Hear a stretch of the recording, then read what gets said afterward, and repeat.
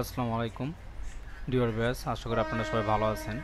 পূর্বের ক্লাসে আমরা জেনেছিলাম যে প্রপার নাউন এবং কমন নাউন।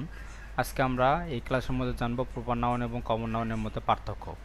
প্রপার নাউন এবং কমন নাউনের মধ্যে পার্থক্য যেভাবে হয়ে থাকে মূলত আমরা পূর্বে জেনেছিলাম যে প্রপার নাউন দ্বারা একটি নির্দিষ্ট নামকে বোঝায় এবং সর্বদাই ক্যাপিটাল লেটার দ্বারা শুরু হয়।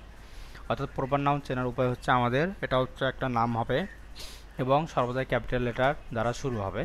যেমন এখানে ঢাকা, রাজশাহী, খুলনা, চট্টগ্রাম, দা পদ্মা, দা যমুনা, দা মেঘনা, এগুলো হচ্ছে কি অবশ্যই প্রপার নাউন।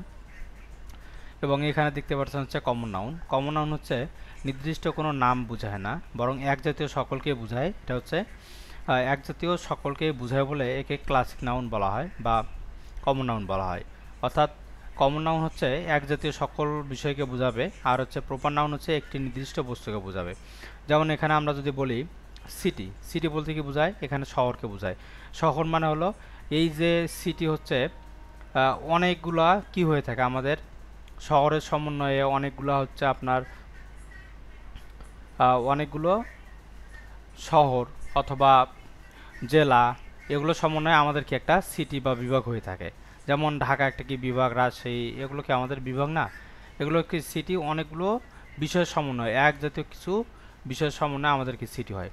রিভার হচ্ছে যেমন আমাদের কি, রিভার বলতে এখানে নদীকে বোঝাচ্ছে। এখানে নদী তো একটা না, বাংলাদেশে অনেক নদী রয়েছে, যত রকমের নদী আছে সব নদীকে এখানে রিভার দ্বারা বোঝানো হচ্ছে।